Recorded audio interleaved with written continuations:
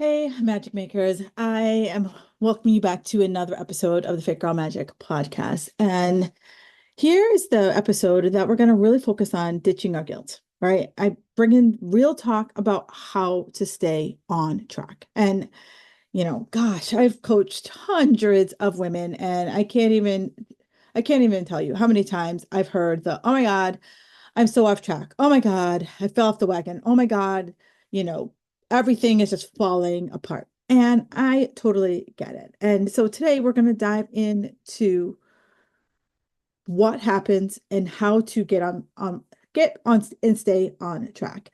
And just because things are falling off doesn't mean you're failing.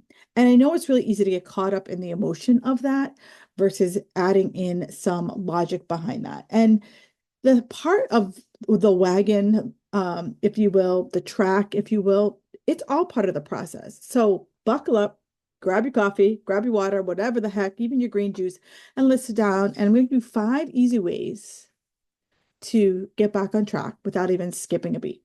First of all, you are not off track, right? So let's shift your mindset. And that mindset comes from everything has to be done in an exact specific order. If it's not done in exact specific order, it's crap, it's shit. And I get that. We grew up in diet culture. And diet culture told us if we did not take the exact steps, if we didn't do step one, step two, step three, then it was not going to work. And that's not the case. Um, it doesn't mean that if I skip step two, that I have to completely overhaul, burn down my plan. So that mini mindset shift is that let's pick one thing to focus on. Maybe the plan has 10 steps. I get that. The best way I like to liken it is, have you ever taken a piece of furniture from IKEA, right? You bought a piece of furniture from IKEA and it has like 500 steps, and you lay out all the pieces, you lay out the instructions, and inevitably, the first time you put together a piece of IKEA furniture, or maybe the 20th time you put together a piece of IKEA furniture, there's a piece that looks like figure A and looks like figure C, and they look about the same. And you can't really decipher like which is which. So maybe you mix it up and you put figure C with figure D, and it's not supposed to be there. And then you like are going through and you have this extra part, and you're like, God dang, what did I do? That's exactly the mindset. You don't just be like, this bookcase is shit and you throw it out with the trash. No, you're like, okay, where did I mess up? And that's what I'm going to ask. Where did I mess up?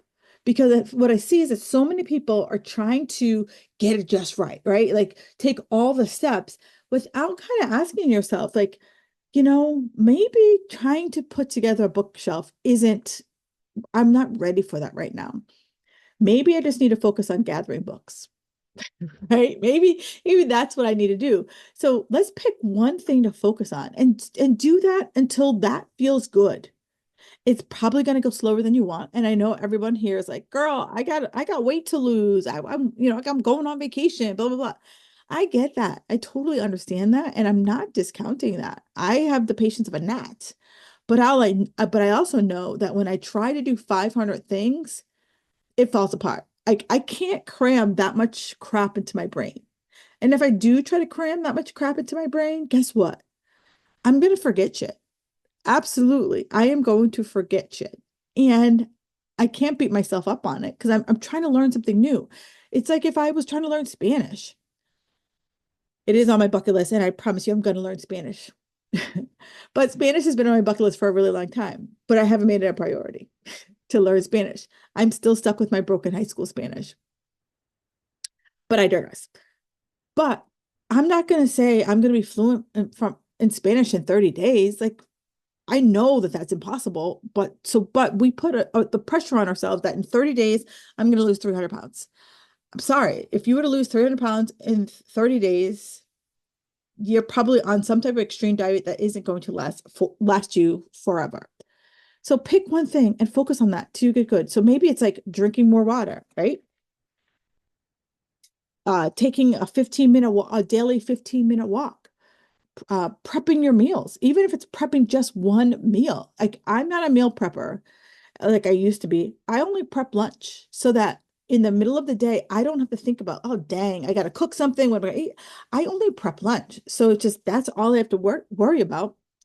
Um, just I want you to know one small win could turn into a snowball.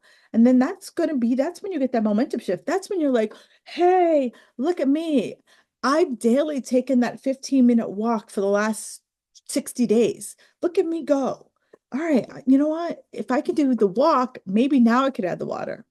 Or maybe now I could add whatever it is that you want to add in. But let's start small and start to get build some momentum underneath our belt versus trying to do the 500 things, the walk, the water, the protein, the this, the this, the this. It can be overwhelming, especially if you have a more than busy life, which leads to why we kind of need this mindset reset because so many of us, I am, hi, I'm Kim. I'm a recovering perfectionist. Yes, we're stuck in that perfection, right? We're waiting for the perfect time. I got off track because, whatever it is, work's busy, busy chasing around my kids, busy managing aging parents, whatever it is, I'm gonna wait for that perfect time. Or, I need to find something else because I didn't do it perfectly. So I gotta go harder. I see it all the time. This is what I know. Life is messy, and that's okay. All right. Own it. Own that life is never going to be smooth. The smoothest life got was during the COVID days. Remember back in those the early 2000s when everyone was stuck at home and we didn't know what was happening. That was the most time anyone had. Most of us, like, you weren't really leaving the house, you were stuck inside.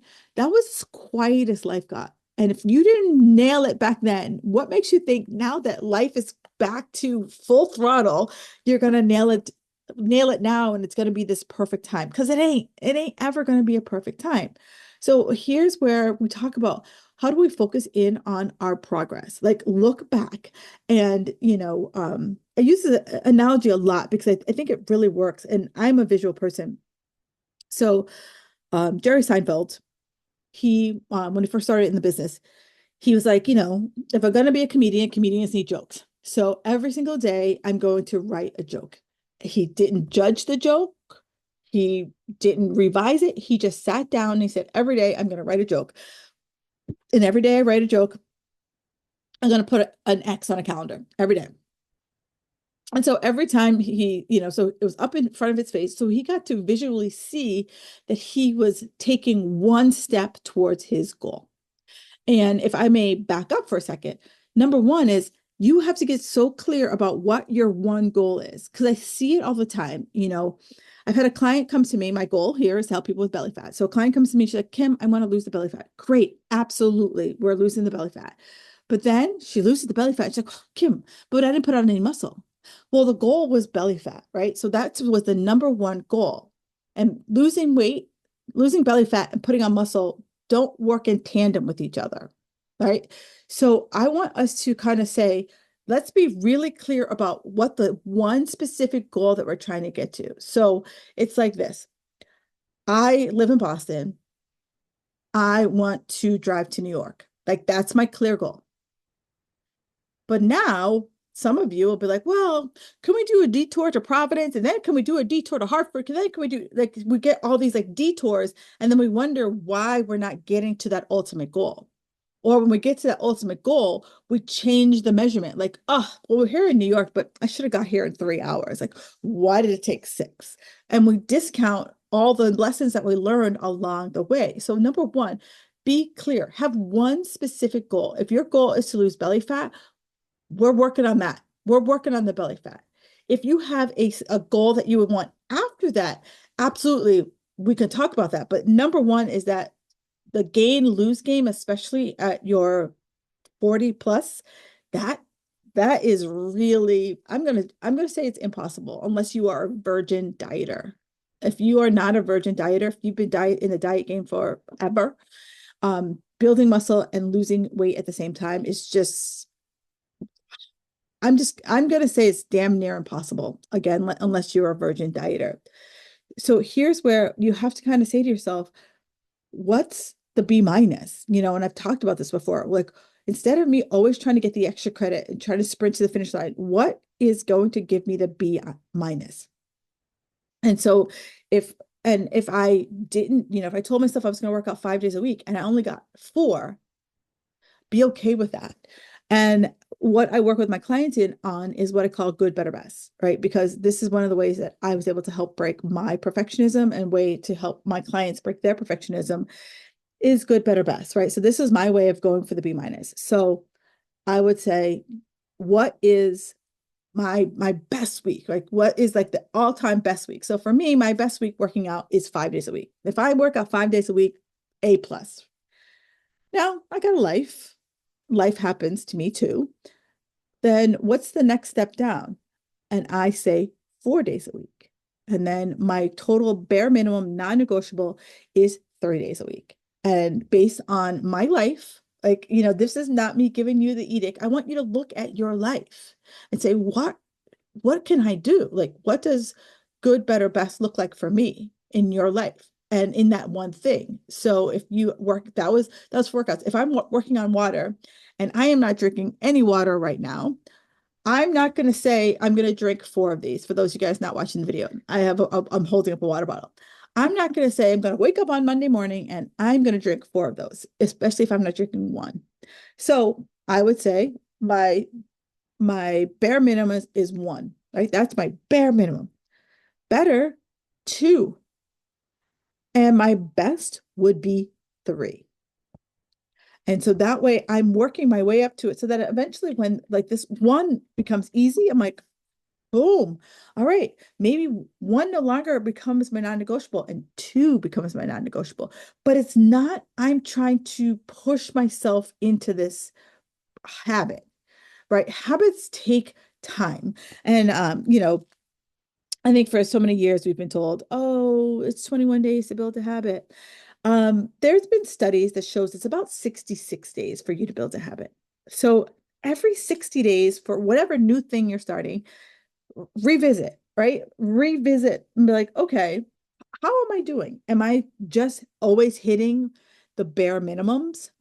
Have I had a couple days where I've, gotten more? If we go back to the workout example, is every week I'm at three. And if every week I'm at three, then I'm like, you know what? Maybe I'm just being too aggressive with myself. Or maybe I'm looking, I'm not doing well with my time management. Or maybe I'm looking, I'm like, you know what, Kim? It's the season of life you're in that, maybe it's a season I'm traveling a lot. Maybe it's a season that I'm, busy with clients. And maybe it's also I kind of look at my priorities like, oh, am I not, scheduling time for myself? And guilty, I've been guilty of being prioritizing work, clients, and other things ahead of me. And that's part of my perfectionism. Like I want to be the perfect coach. And so that means I always have to be available. And one of the things that I learned from my own personal burnout was that I needed to have Kim time and make Kim time sacred. And I do have Kim time, and Kim time is very sacred. And it takes a very special snowflake to push me out of Kim time. So ask yourself, as you kind of start to reflect on what your non-negotiables are, reflect on your good, better, best, and we're not hitting them. Here's where we start to get logical. What's happening? What's going on? Am I trying to nail it all the time? Or maybe there's something really going on. Maybe I'm trying too hard for something that's I'm just not there just yet. I'm not saying that you suck at it. I'm just saying right now, like I still got some work to do. Or maybe you're like, oh, my season of life. It's just there's so many other things swirling around me that maybe I might need to reassess what's going on. Not quit, just reassess the goal that I gave myself because I see it. All of you are overachievers. I feel that. And you're like, you don't want to feel like you have to nail it. It's all about how do we find our equilibrium, right? I don't want to talk about balance. I want to say equilibrium. I like to think about life as being on a seesaw, right? And some days life, you're like riding high, and then sometimes life comes at you and you're not riding as high, but we have to figure out how do we take off some of that load so we can have that equilibrium on that seesaw. And to do that, a lot of times, like we can't see the trees for the forest. So that's when you get an accountability partner, right? That was a game changer. And trust me, It could be a friend, it could be a coach. I am one, just so you know. And heck, it could be your dog. They're great listeners. Your cat, your hamster, they're great listeners. But having someone check in with you, I was recently talking with a new client, and she's like, well, one of the reasons why I'm looking to hire a coach is that I need the accountability. I know that if you're looking over my shoulder, I'm going to, stay on track. And she's like, I'm going to stay on track, but I'm also going to figure out what the track looks like that I'm supposed to be on. So it's having someone check in with you that can make a difference. And, you know, it can look different for everyone. I have a business person that I check in with, and once a week we just text each other like, "What's the goal for the week?" And we text back. I too have a coach that I'm working with, and like once a week we're like, "Okay, what's going on?" And I tell her what's going on, and she's like, "All right, let's make this change," or it's like, "Hey, life's good. Let's keeping on, right?" So it's just someone who looks over your shoulder, but it's also someone who's like, if you are trying to go for the A plus plus, if you're trying to cram in too much into your life, your coach is that person, the friend is that person who's like, hey girl, do you think you're trying to take on too much? Or when you're not doing anything, be like, hey, what's going on? Like what's keeping you from, getting into action? And this is all said with love. Um, and then maybe it's time to spice things up. You know, I like routine, but sometimes if we've been doing the same routine for a really long freaking time, it could suck the fun right out of it. So if your workout feels stale, your meals feel stale, maybe it's time to mix it up. And, I know for the women who have worked with me, current clients, they're like, oh my God, Kim and her mixing up her food. Absolutely. I am a big fan of mixing up your food. Here's why. One, digestion. You want to challenge your digestion to be able to learn how to digest all the foods so that we can minimize, unless you have true food sensitivity, learn how to digest all the foods. Second, for flavor profile, because I know that when I was competing, one of the things I did, I ate the same shit every single week, week after week after week. I ate the same shit. I could tell you what my menu looked like because I ate the same shit every single day. I had oatmeal with egg whites and some type of berry, and I put flax seeds on it. I had a apple and a protein, apple and a shake for a snack. I had chicken wrap with pickles and mustard, and or I would have tuna in a wrap. And then I would have another apple with a protein shake, and then I would have some type of protein, vegetable, and a starch and every other day I would have a starch for dinner. That's what I ate every single day for about five. Actually, mine. Let's be honest. I probably ate it for like 10 years. So why I ask you to is because whenever I would go out to dinner or I would stop competing, I would lose my shit. And I would just go crazy. I was like a sailor on shore leave, right? It was just like if a food wasn't nailed down, it was going in my mouth. So this is why I tell you to eat different foods. Because one, you don't act like a sailor on shore leave. Two is that when I create variety, and when I say variety, most people think I want them to be like freaking Martha Stewart. I am not asking you to be like Martha Stewart. I'm asking you that when you go there, like how I could have changed up that meal, the meal I just gave you. So instead of every week having oatmeal. So if you love oatmeal, great, rock on. So have the oatmeal, have the egg whites, change the fruit. I could have changed the berries. I could have changed I could change the berries. I could have had fruit. I could have had any fruit that I wanted in there. I could have had oranges in there. I could have had apples, right? Change some for flavor profile. I could have changed the good fat. So some portion of that meal changed. So I didn't have to overthink what I was having. It was like if I kept something the same, but I changed something, some portion of that. Instead of flax seeds, if I put in almonds, I could have put in chia seeds, right? So I just changed some portion of it. And I wasn't changing it every week. Like once I ran out of flax seeds, then I put in chia seeds. So I'm not asking you to like have 500 things in your cupboard and spend $1 million.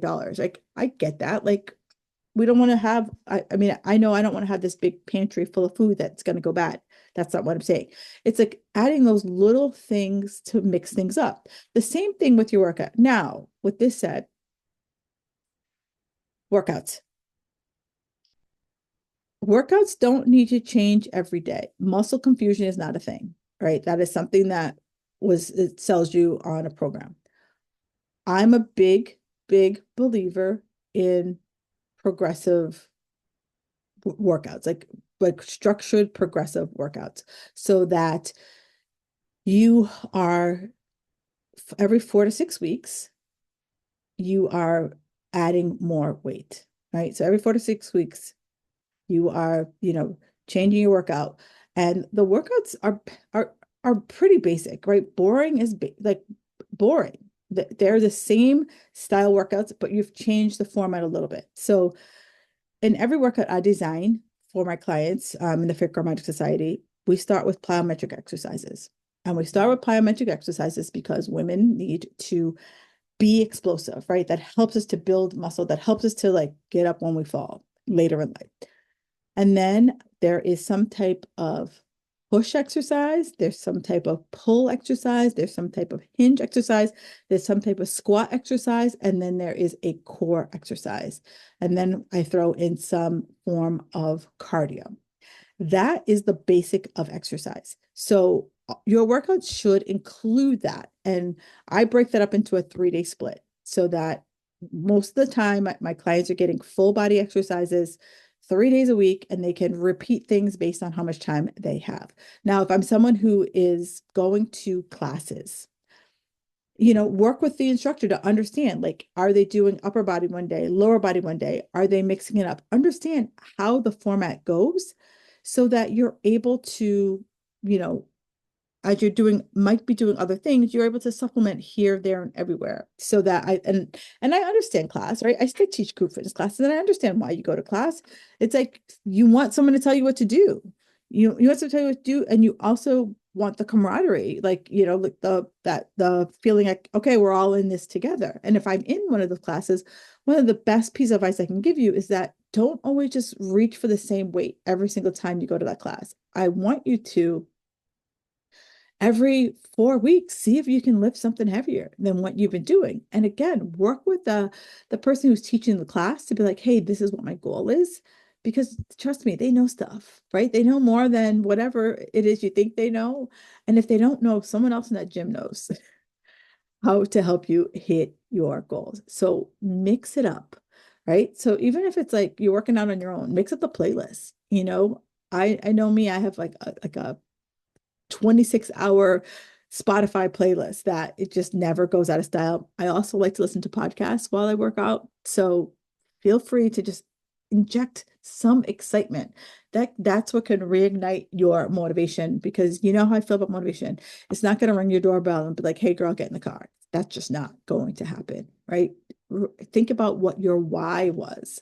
Why are you doing this? Why do you want to, be healthier?